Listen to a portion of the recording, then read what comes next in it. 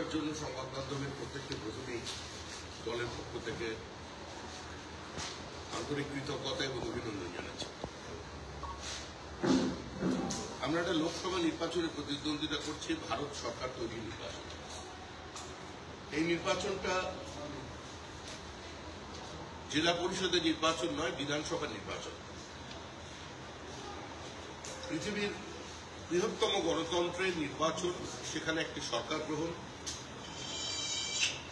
বহু ভাষাভাষী মানুষ, একটি বহুত্ববাদী সমাজ, বহুদলীয় ব্যবস্থা, সংসদীয় গণতন্ত্র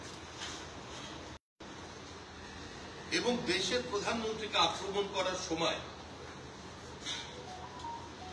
তার এমন মিষ্টিমধুর শব্দগুলি তার মুখ থেকে বেরিয়ে আসছে, যা স্বাভাবিকভাবেই পশ্চিমবঙ্গের মানুষকে স্বাভাবিককে শুধু আহত করছে না, সামগ্রিকভাবে রাজনৈতিক পরিষদকে এবং রাজনৈতিক কর্মীদের রুচিকে একটা অন্য জায়গায় পৌঁছে দিচ্ছে।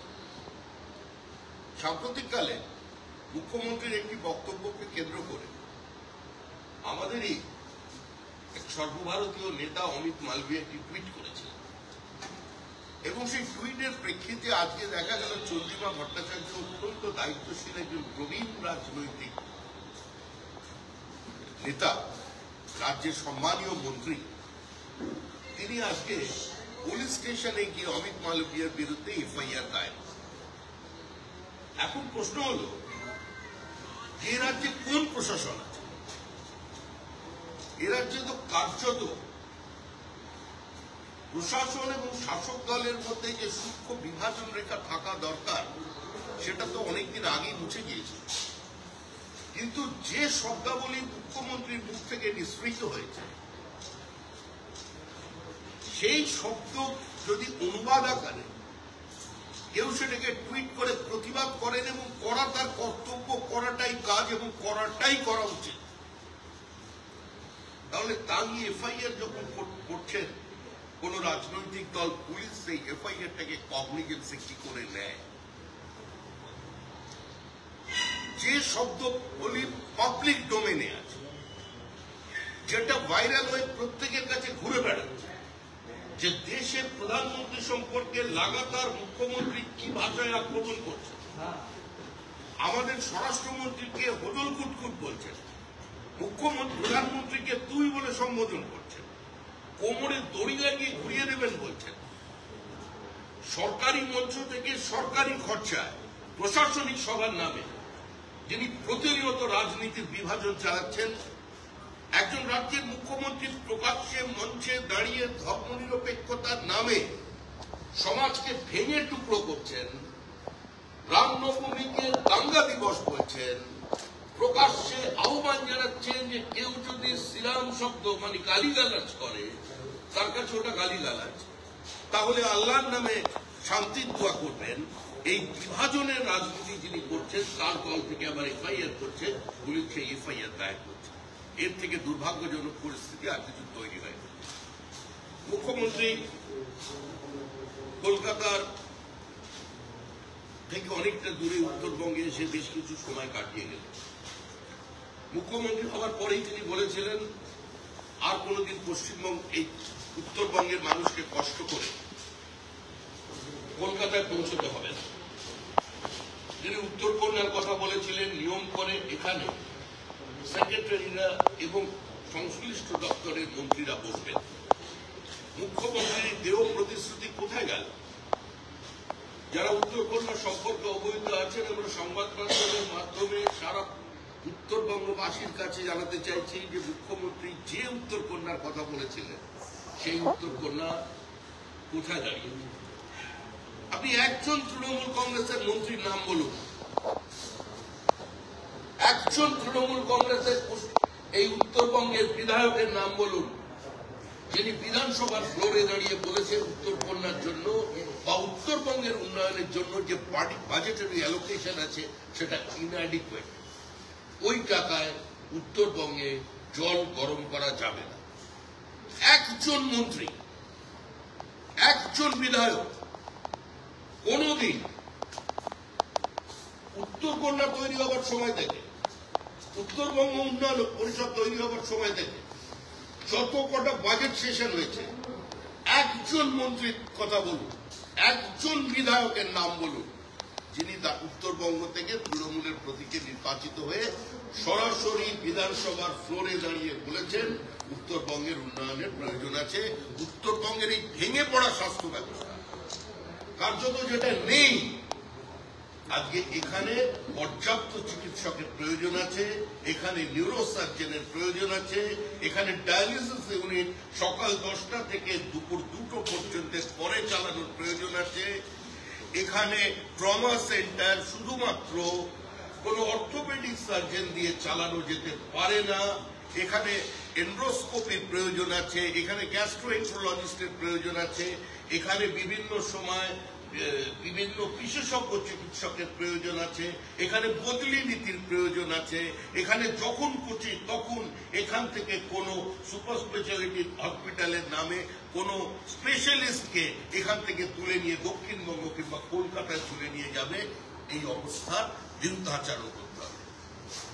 একজন আপনি তৃণমূল বিধায়কের নাম বলুন যারা এই মাটিতে দাঁড়িয়ে উন্নয়নের কথা বলছেন। কেন্দ্রের বিরুদ্ধাচরণ করছেন, কেন্দ্রের সমালোচনা করছেন। 50,000 কোটি টাকা এই পাহাড় এবং পাহাড় সংলগ্ন এলাকার ইনফ্রাস্ট্রাকচারে কেন্দ্র সরকার বরাদ্দ করেছে। আর পশ্চিমবঙ্গ আপনাদের এখানে উত্তরবঙ্গের বাজেটারি অ্যালোকেশন 240 কোটি থেকে 360-এর মধ্যে ঘোরাফেরা করেছে। আজ পর্যন্ত উত্তরবঙ্গ উন্নয়নের জন্য রাজ্য সরকারের যে বাজেটারি অ্যালোকেশন ছিল সর্বাধিক টাকা খরচা হয়েছে একবার 41%। আবার রিপিট করছি, একবার সর্বাধিক বাজেটারি অ্যালোকেশনের হাইয়েস্ট এক্সপেন্ডিচার 41%। বাদ বাকি অ্যাভারেজ যদি দেখেন সেটা 24%-এর আশেপাশে ঘোরাফেরা করছে।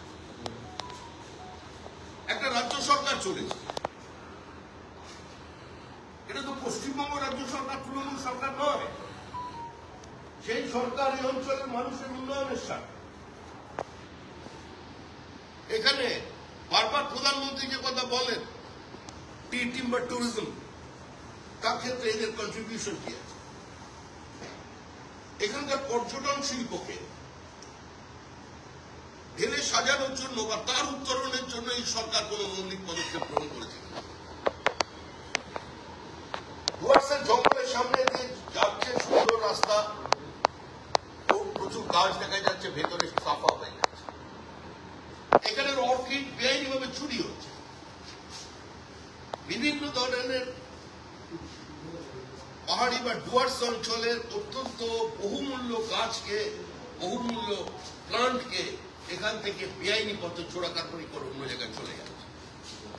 পরিবেশের বিরুদ্ধে কার্যত সারা রাজ্য জুড়ে তৃণমূল যুদ্ধ ঘোষণা বোল্ডার তুলছে, বালি নিয়ে বেরিয়ে চলে যাচ্ছে। ক্র্যাশারের সমস্যা, চা বাগানের সমন্বয়ের পরিবর্তন সংঘর্ষ, ন্যূনতম মজুরি দেওয়াতে ব্যর্থতা, একটার পর একটা চা বাগান বদল, চা বাগানের ভেতরে স্বাস্থ্য কেন্দ্রগুলো সম্পূর্ণভাবে ভেঙে পড়ছে। চা সুন্দরীর নামে ব্যাপক দুর্নীতি। চা সুন্দরী নিয়ে তো আমরা বারবার বলেছি, সেখানে একটা তদন্তের প্রয়োজন আছে। ডেভেলপমেন্টের স্বার্থে 15% জমি আজকে টি গার্ডেনের হস্তান্তর করে দেওয়া হচ্ছে প্রমোটারদের হাতে। নিঃসন্দেহে ইকোনমিক ডেভেলপমেন্টের জন্য, অর্থনীতিতে গতি আসবার জন্য, সামগ্রিকভাবে বাজারে টাকার যোগানের জন্য সরকারের বিভিন্ন সময় বিভিন্ন নীতির প্রয়োজন হয়, অবস্থানের প্রয়োজন হয়, রিভাইজড একটা বাজেটের প্রয়োজন হয় বা পরিবর্তিত পরিস্থিতির প্রয়োজন হয়, কিন্তু এই ক্ষেত্রে তা নেই।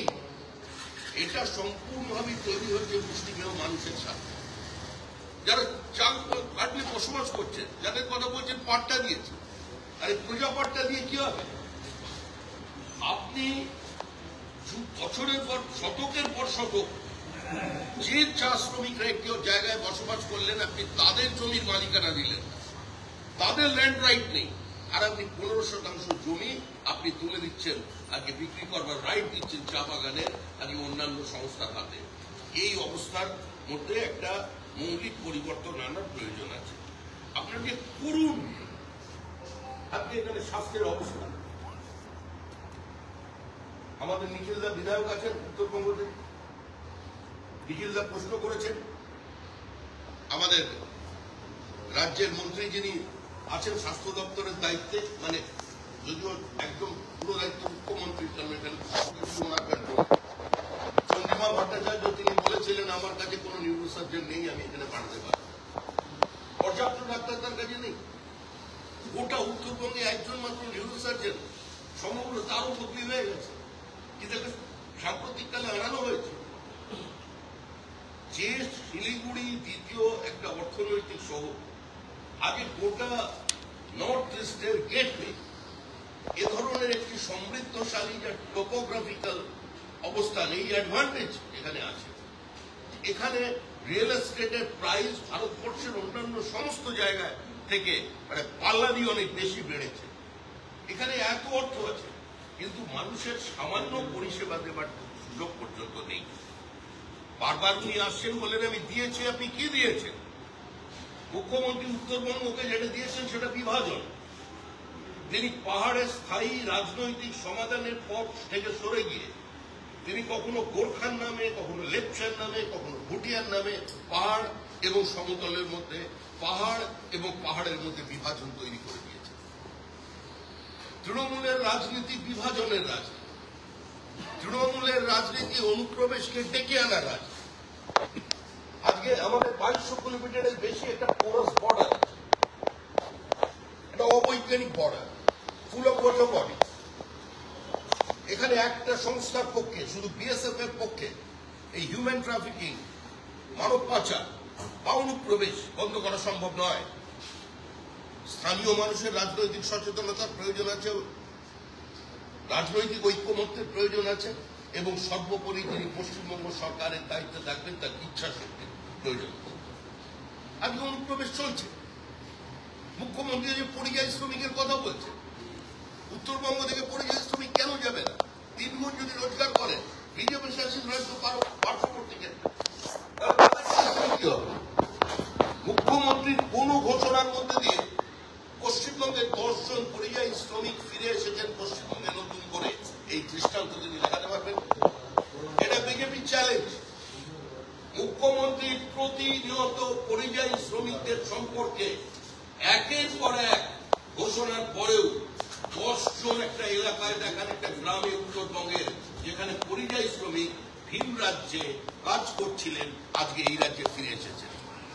আজকে এই পরিস্থিতির মধ্যে দিয়ে আজকে পশ্চিমবঙ্গের অবস্থান জমা আছে। চা বাগান মালিকরা পিএফ এর টাকা জমা দিচ্ছেন না। কেন্দ্র সরকারের কিছু করার নেই, যেটা দেখার দায়িত্ব পুলিশের। পুলিশ সেটাকে তদন্ত না করে, রাজ্য সরকার নিজের দায়িত্ব পালন না করে বিজেপির জনপ্রতিনিধিদের বাড়ির সামনে মানুষকে উস্কে দিচ্ছেন ধর্ণা দেবার জন্য। একটা রাজনৈতিক দল যারা বলছিলেন নাকি সর্বভারতীয় ক্ষমতায় আসবে, মানে মোদীজি এতটাই ভয় পেয়েছিলেন যে উনি কোন গুহায় ঢুকছিলেন খুঁজবে, যে দার্জিলিং এর দিকে কোন সেফ গুহা পাওয়া যায় কিনা যেখানে উনি তৃণমূলের ভয়ে আশ্রয় নেবেন, নাকি হিমালয়ের ওই দিকটায় চলে যাবেন ভাবছি। এই মাত্র হয়ে গেল আর কি আমাদের মুখ্যমন্ত্রী প্রধানমন্ত্রী, কিন্তু নির্বাচন চলার ব্যবস্থা দেখে তো মনে হচ্ছে পঞ্চায়েত নির্বাচন। প্রতিদিন এক কথা, সেই টাকা দিচ্ছে না, টাকা দিচ্ছে না।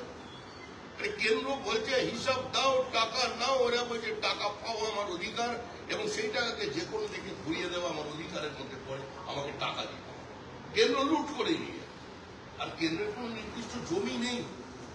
এই টাকা কেন্দ্র রাজ্যের টাকা নয়, মানুষের টাকা, যে টাকা তারা তাদের শ্রমশক্তি দিয়ে অর্জন করে প্রত্যক্ষ এবং পরোক্ষ করের মধ্য দিয়ে মানুষের হাতে পৌঁছেছে। আজকে সেটা ফিরে আসছে উত্তরবঙ্গ। তার কারণ হচ্ছে তৃণমূল কংগ্রেসের সীমাহীন লোভ আর প্রাতিষ্ঠানিক দুর্নীতি। প্রধানমন্ত্রী আবাস যোজনার যে নির্দিষ্ট ঘোষণা আছে যে কত মাপের ঘর করতে হবে, উত্তরবঙ্গের ঘরগুলোর সাইজ দেখুন। বিল্ডিং মেটেরিয়ালস এর কোয়ালিটির কথা ছেড়ে দিন, সাইজ পর্যন্ত ছোট হয়ে যাচ্ছে। মানে তৃণমূল সর্বস্ব লুট করবে, এরকম মানে হজম শক্তিওয়ালা দল বা নেতারা কি করে পশ্চিমবঙ্গের মতো জলবায়ু আছে, যাদের কোনো গ্যাস্ট্রাইটিসের সমস্যা নেই, যার জন্য এখানে দেখবেন কোনো এন্ডোস্কোপি করার খুব একটা ব্যবস্থা আপনাদের উত্তরবঙ্গের এখানে হসপিটালে নেই, বড় কোনো এন্ডোক্রিনোলজিস্ট নেই, মানে সমস্ত পেটের ব্যাপারটা মারাত্মক। বালি, কাঁচ, বোল্ডার, কোনো কিছু, কয়লা, কোনো কিছু বাদ নেই। আগে কয়লার কারণে এত বেশি ট্যাক্স, আপনি গোটা দেখুন, গোটা দক্ষিণবঙ্গের উত্তর 24 পরগনা, দক্ষিণ 24 পরগনার ইকোনমি দাঁড়িয়েছে ব্রিকফিল্ডের ওপর, ইট ভাটার উপরে। ইট ভাটা প্রায় শেষ, মালিকরা কোনো ক্রমে ভাটা চালাচ্ছেন এই কারণে, কারণ না হলে পাওনাদাররা ভাটার দরজা বন্ধ করলে বাড়ি গিয়ে তাগাদা দেবে, কারণ হচ্ছে তৃণমূলী ট্যাক্স। এখনো বন্ধ হয়, এই এত ধরপাক করার পরও বন্ধ হয়। 1600 টাকা পার টন, 625 টাকা পার গাড়ি চলছে গোটা দক্ষিণবঙ্গ। আসামের কয়লার দাম অর্ধেক, আসামের কয়লা প্রথমে ঢুকতে দিচ্ছিল, তারপরে যখন ঢুকতে দিচ্ছে এত টাকা নেওয়া হচ্ছে, যাকে ছোট ছোট কারখানা বন্ধ হয়ে গেছে। এখানে দীর্ঘদিন ধরে কোনো শিল্পায়ন নেই। কৃষির দিকে দেখবেন, উত্তরবঙ্গে ধূপগুড়ির আলু, আপনার এখানে কাঁচা লঙ্কা, টমেটো, উত্তরবঙ্গের আনারস কোথায় ছিল? পৃথিবী বিখ্যাত দার্জিলিং এর কমলা লেবু কোথায়? চা শিল্পে সরকারি সহযোগিতা কোথায়? শ্রীলঙ্কার কাছে। আমরা কম্পিট করে হেরে যাচ্ছি। নতুন নতুন এরিয়া তৈরি হচ্ছে, বিজনেস সেক্টর তৈরি হচ্ছে সারা ভারতবর্ষের সমস্ত জায়গায়। একটা শিল্পের সুস্থ প্রতিযোগিতা গড়ে উঠছে, বিনিয়োগ আসছে। আর আমাদের রাজ্যের শিল্পপতিরা এ রাজ্যে মমতা বন্দ্যোপাধ্যায়ের পাশে দাঁড়িয়ে বলছেন এত ভালো শিল্প বান্ধব পরিস্থিতি কোনোদিন তৈরি হয়নি, আর টাকাটা পাঠিয়ে দিচ্ছেন উত্তরপ্রদেশ, উত্তরাখণ্ডে। আপনি যে কোনো শিল্পপতি যারা মুখ্যমন্ত্রীর পাশে ছবি দেখেছেন জানেন, প্রত্যেকটা শিল্প সামনে তাদের গত 8 বছরের ব্যালেন্স শিট দেখুন, তাদের ইনভেস্টমেন্ট কোথায়। আমরা ছোটবেলা থেকে শুনে এলাম, ছাত্র রাজনীতি করার সময় থেকে, বঞ্চিত উত্তরবঙ্গ, অবহেলিত উত্তরবঙ্গ, পিছিয়ে পড়া উত্তরবঙ্গ যে জায়গায় ছিল সেই জায়গায় আছে। তাই সার্বিকভাবে এই নির্বাচন, আবার বলছি, এই নির্বাচন দেশের নির্বাচন, মমতা বন্দ্যোপাধ্যায় জেলা পরিষদের নির্বাচন নয়। উনি হয়তো প্রধানমন্ত্রী হবেন কিনা বলুন, সে কথাটা তো মানুষের সামনে বলছেন না। উত্তরবঙ্গের মানুষকে তো বলতে পারেন চিন্তা নেই, 2 মাস অপেক্ষা করুন, আমি প্রধানমন্ত্রী হব। স্বাস্থ্যটা ওনার কাছে কোন কোন দপ্তর থাকবে সেটাও আগে থেকে জানি, ওনার হাতে সব ওনার কাছে। ওটা মনে হয় কেন্দ্রের প্রধানমন্ত্রী হওয়ার সময় অতগুলো তো রাখতে পারবেন না, কাকে কাকে রাখবেন? অন্তত শুনলে বাংলার মানুষ, উত্তরবঙ্গের মানুষ একটু ভরসা পাবেন। হ্যাঁ, মোদীজি আরো তাড়াতাড়ি ছেড়ে চলে যাবেন, হয়তো সবাই করতে আসবেন না আপনাদের উত্তরবঙ্গে। প্রতিবার এটা শোনা যায় নির্বাচনের আগে বাঙালি মুখ্যমন্ত্রী,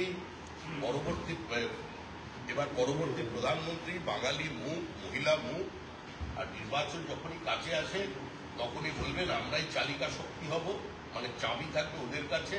আবার তৃণমূলীরা বুঝতে পারছেন না চাবি কালীঘাটে আছে না চাবি কামেক স্ট্রিটে আছে, চাবি গেছে হারিয়ে, দিদি এখানে ঘুরে বেড়াচ্ছে সারা উত্তরবঙ্গ জুড়ে ঘুরে প্রতিশ্রুতি, আর মুখ দিয়ে মোটামুটি ওই মাঝে মধ্যেই সুন্দরবনের চাক ভাঙা মধু একটি শব্দ বেরিয়ে পড়ছে, আর সেটা প্রতিবাদ করলেই থানা ডায়েরি হয়ে যাচ্ছে। কোথায় আমরা আছি? এই পরিস্থিতির বাইরে বেরিয়ে আসার জন্য আমরা আহ্বান করছি সমস্ত মানুষকে। আপনারা জানেন আজ প্রাকৃতিক বিপর্যয়ের কারণেই হোক, দুর্ভাগ্যজনক স্থিতি, মানে এত মানুষ অধীর আগ্রহ অপেক্ষা করছিলেন অমিত শাহের জন্য। তিনি টেলিফোনিক বার্তা দিয়েছেন, কিন্তু তার পক্ষে ওখানে সরাসরি পৌঁছানো সম্ভব হয়নি, তার চপার ওখানে নামতে পারেনি। কিছুক্ষণের মধ্যেই রাজনীতি আসবেন আমাদের দেশের গৃহমন্ত্রী, শিলিগুড়ির মানুষকে দার্জিলিং কনস্টিটুয়েন্সি একই সঙ্গে উত্তরবঙ্গের মানুষকে তিনি অ্যাপিল করবেন।